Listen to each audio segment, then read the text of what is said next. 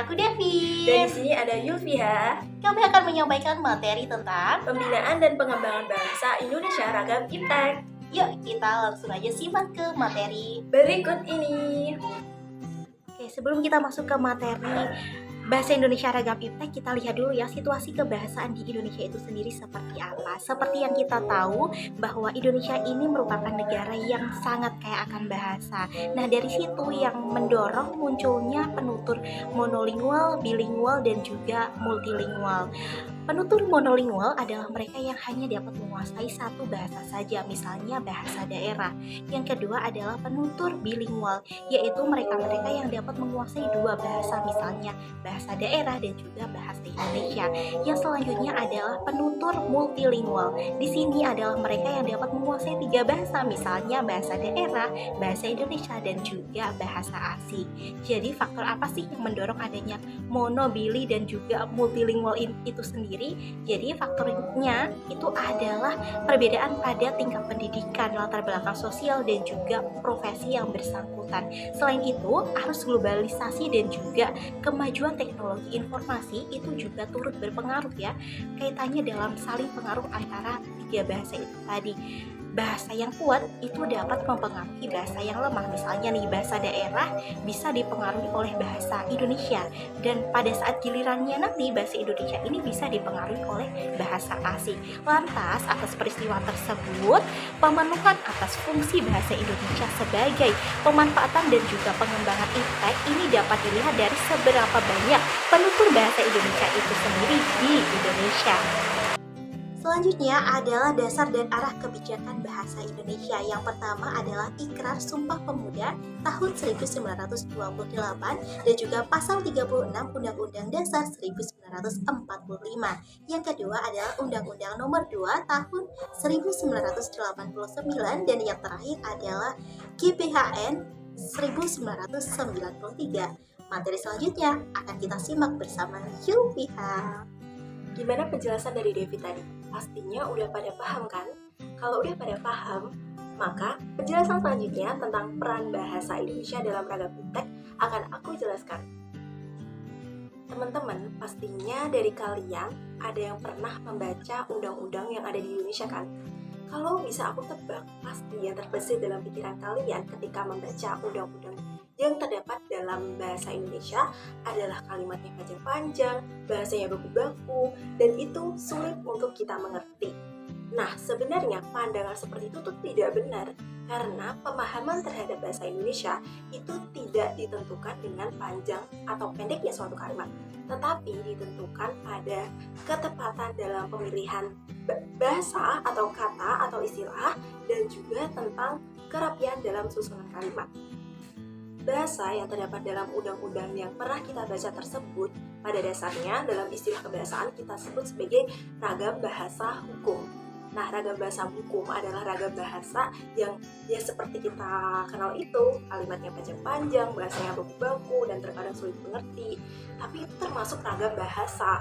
Tapi ada juga nih ragam bahasa yang lebih lugas tapi sudah mengisyaratkan makna atau arti yang ingin disampaikan oleh penulis itu sendiri, yang kita kenal sebagai ragam bahasa jurnalistik. Dan ada juga ragam bahasa yang mengutamakan perasaan dan jiwa oleh penulisnya itu sendiri, yang kita kenal sebagai ragam bahasa sastra. Nah, oleh karena itu kita pada akhirnya mengenalkan bahwa ragam bahasa Indonesia ini sangat beragam, sangat berwarna. Dan ini faktor penyebabnya karena terdapat perangkat peristilahan tertentu dalam bidang-bidang keilmuan. Misalnya tadi hukum, jurnalistik, sastra, semuanya itu memiliki istilah atau ketetapannya sendiri sehingga tidak bisa diganggu-gugat. Tapi teman-teman, sebelum kita membahas lebih lanjut tentang peran bahasa Indonesia dalam ragam iptek, aku mau ngasih tahu nih, kalau dalam iptek itu kan singkatannya ilmu pengetahuan dan teknologi. Nah, kita pasti bertanya-tanya, ilmu pengetahuan yang dimaksud di sini itu ilmu pengetahuan yang apa?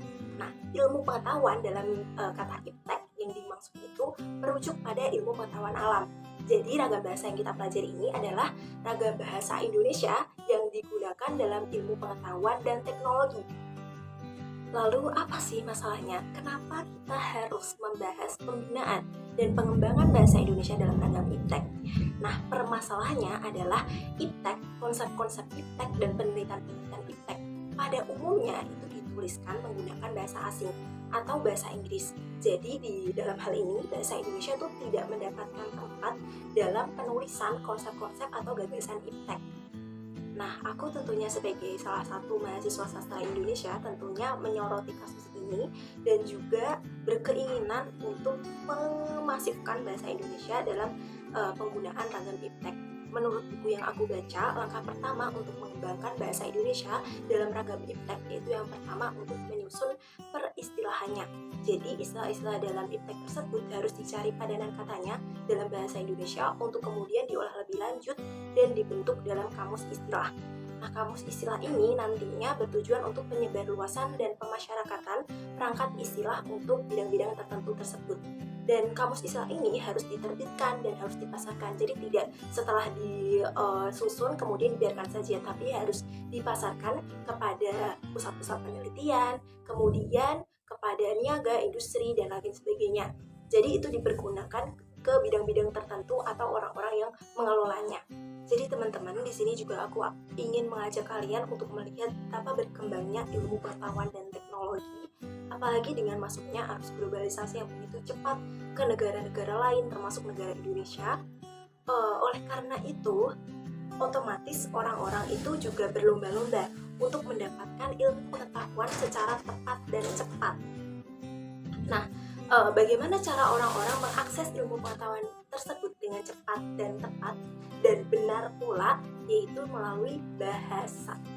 Jadi bahasa Indonesia itu memegang peranan penting karena misalnya dalam ruang lingkup keilmuan di Indonesia, apabila ada ilmuwan Indonesia yang ingin menuangkan gagasannya dalam bentuk tulisan, misalnya karya ilmiah ataupun hasil-hasil riset, maka harus menggunakan malahan kaidah bahasa Indonesia yang baik dan benar.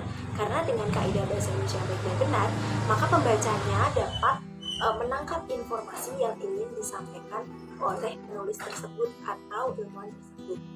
Dengan demikian, kebenaran dalam berbahasa itu juga berpengaruh terhadap kebenaran dalam menangkap informasi. Demikian materi dari kami, semoga bermanfaat dan menambah wawasan kebahasaan kita semua. Karena jati diri bangsa bergantung pada keberhasilan dan kemampuan penontonnya dalam mengembangkan bahasa itu sendiri. Semangat berbahasa! Salam bahasa! Sampai jumpa di lain kesempatan!